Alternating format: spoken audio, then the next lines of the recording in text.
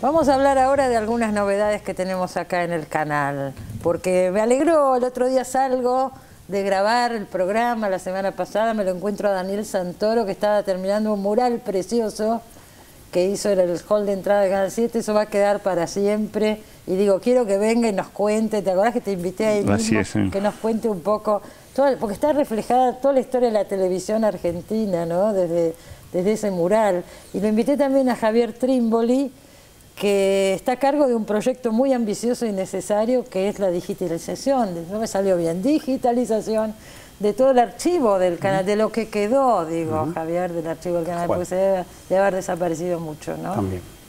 Sí, es un archivo que tiene como una de sus marcas precisamente esa, la de que hubo material que se perdió. Lo que falta, claro. Y la marca más importante tiene que ver con el momento en que el canal se muda del viejo edificio en la calle Posadas. Del edificio Alas, bien a cuando viene para acá, para Figueroa Alcorta, en el año 78, en donde hay una decisión digamos, del gobierno militar y de interventor militar, de todo lo que era la parte del archivo, de la parte, si se quiere, artística del canal, sacársela de encima. Eso no vale para nada. Por lo tanto, esa parte se perdió, desapareció también.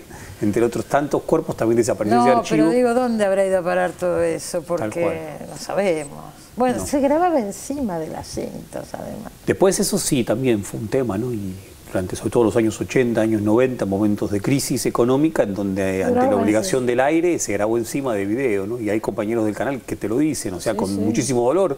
Ahora también es cierto que la obligación era el aire, por tanto se hacía falta usar.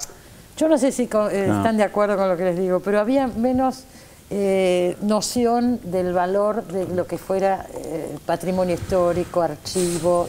No existía. Totalmente. Me parece que eso es una enorme novedad, sobre todo pensándolo en términos del archivo audiovisual y sonoro.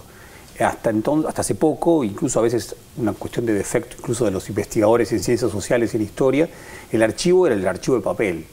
El archivo audiovisual y sonoro, y más aún de la televisión, era casi un residuo del residuo. No tener idea. Recién en el último tiempo, y creo que mucho tiene que ver, y fue acompasado por cantidad de investigaciones, y también acompañado por determinados trabajadores de los canales y al mismo tiempo ciertas búsquedas que hacen que ese archivo cada vez sea más valorizado, ¿no?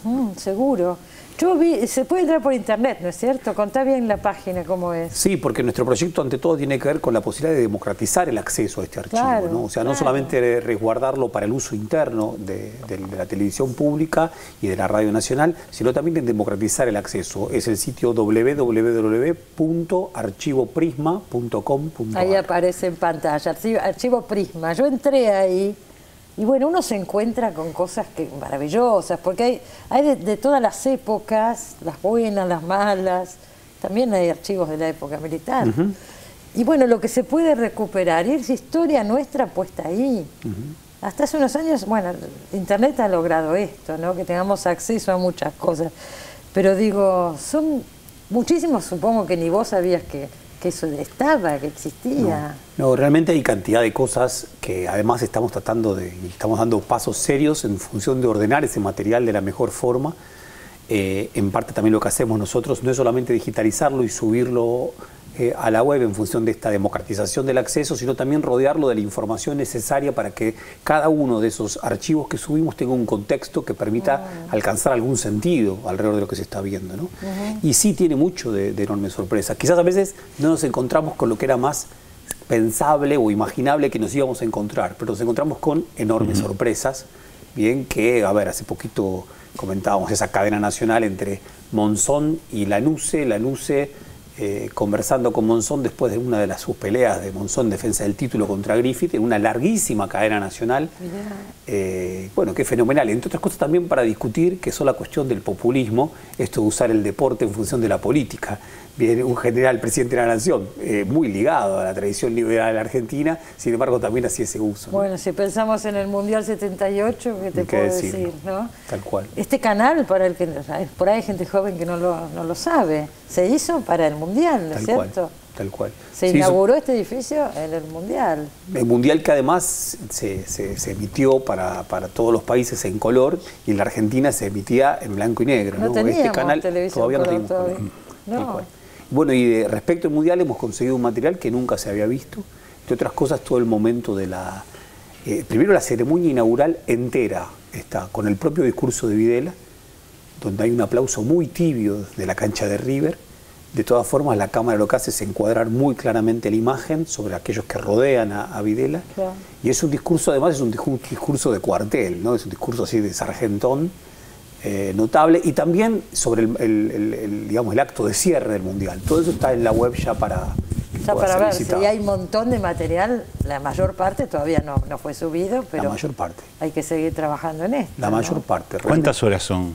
Y yo creo que realmente tenemos un estimado que no creo que esté tan ajeno a lo cierto, pero serán aproximadamente 100.000 horas que tenemos de material, entre material del canal, de la radio, a lo que se suma, te agrego esto porque es algo, una novedad que va a suceder dentro de muy poco. Estamos firmando varios convenios, entre otros, por ejemplo, ahora un convenio con la Biblioteca Florentino Meguino de Venado Tuerto y con Ciencias Sociales, a partir del cual vamos a poder digitalizar el último lote, el último momento de los sucesos argentinos, el famoso noticiario, que tiene un momento cooperativo que va entre el año 72 y el año 80, que no se vio nunca. Se preservaron esas latas y nosotros ahora las estamos digitalizando con nuestro transfer digitalización fílmico.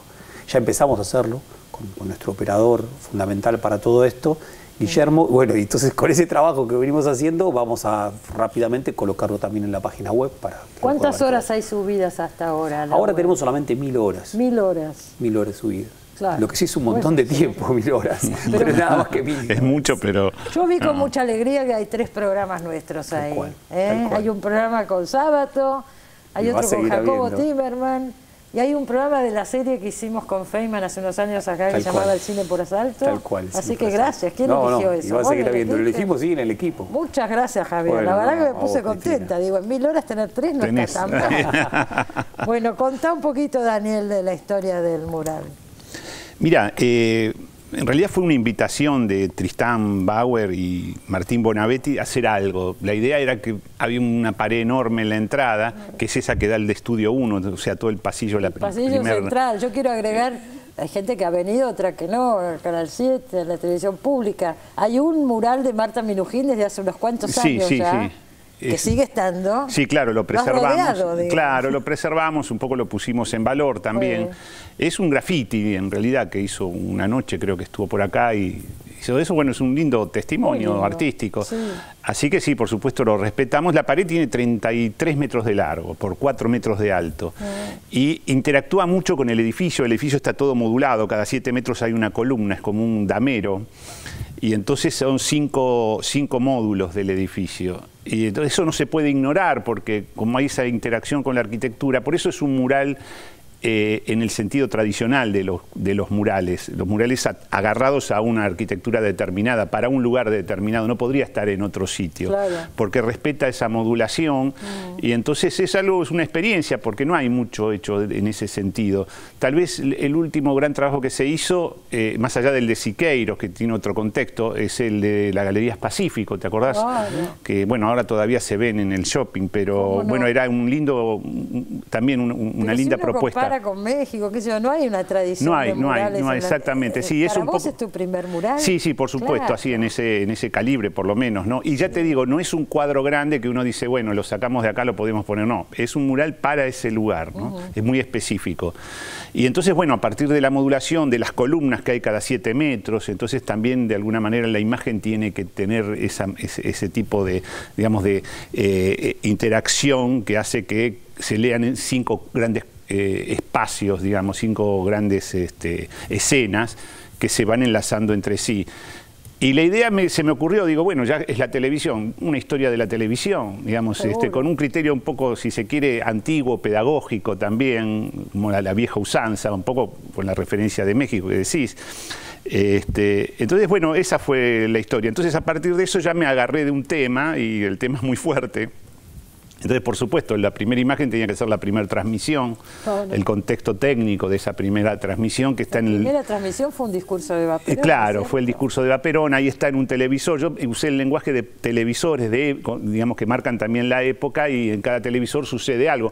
Un poco como Javier hace con el archivo, yo hago como un archivo congelado, es una especie de vuelta hacia atrás, la tecnología... Todas las caras famosas a lo largo de los años, las caras... Claro, eso un poco lo hicimos hicimos con mi hijo, que es muy buen retratista, entonces bueno, también... ¿Te acordás que el día que me lo mostraste yo reconocía las caras enseguida, estaba contento él, porque dice, bueno, tenía miedo con Pinky, que no... Entonces, pero no le salía bien Pinky.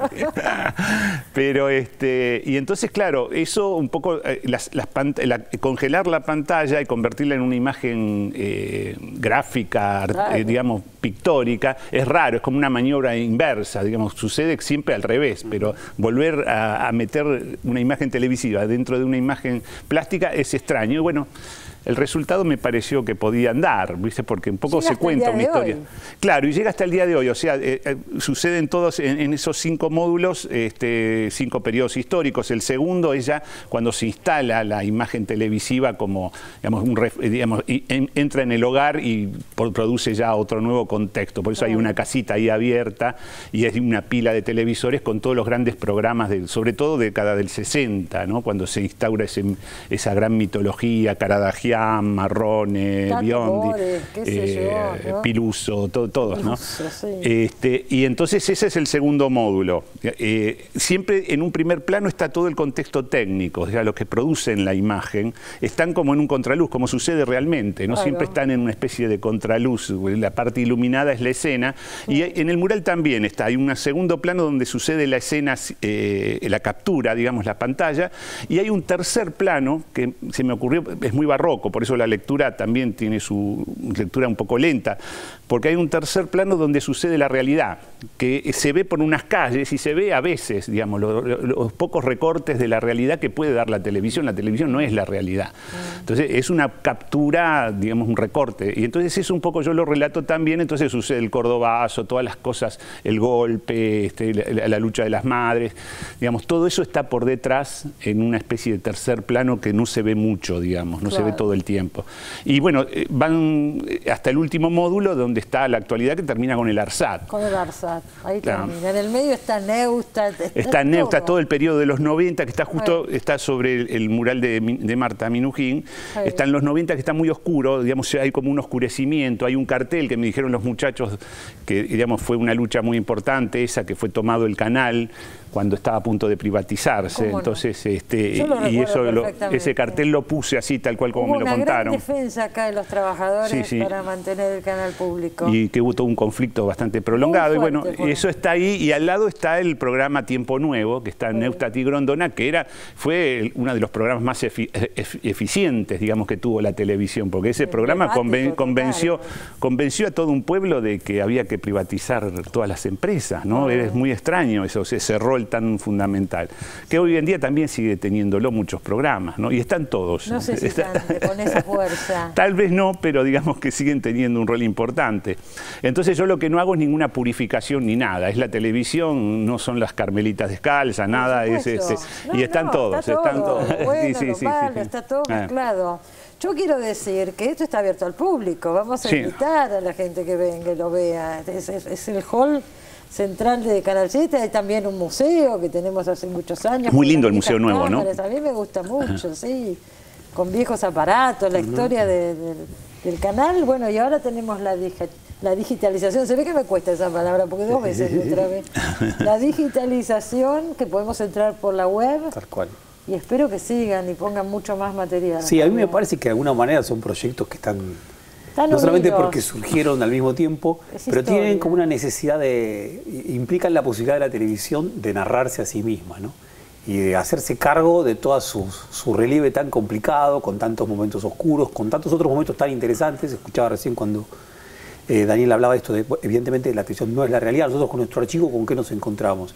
El archivo ante todo es lo que en cada momento el Estado permitió captar de la realidad, leerlo con su propia lente y al mismo tiempo también sus propias fisuras que cada tanto permitieron que emerja en la pantalla otra cosa, algo distinto, ¿no? Todo eso está en el archivo, tiene esa complejidad para leerlo, ¿no? En sí mismo, ¿no? O sea, todo lo que está en el archivo no es que fue transmitido. Muchas veces no es transmitido, tenemos cantidad de material, que es material que es crudo, muchísimo material crudo. Eso es muy interesante. Material crudo y es un material tiene un valor notable ese material crudo. ¿Cuántos libros, películas saldrán de ahí, no, en el tiempo?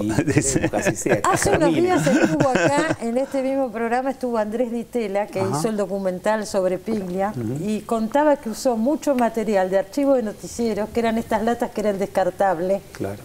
Que por ahí no se mantuvo el material que salió al aire, pero sí las latas de descarte. Y él las usó mucho en esta película. Ah, qué bueno, qué bueno. Sobre Piglia. No la vi todavía, la quiero ver. Bueno, tiene que ver con esto que estás diciendo. Totalmente. Me tengo que ir al corte. Bueno, muchísimas gracias a los dos y acuérdense que está todo esto para visitarlo y conocerlo, ¿no? Bueno, muchas gracias. Gracias a vos, Gracias Cristina. a vos. Enseguida volvemos.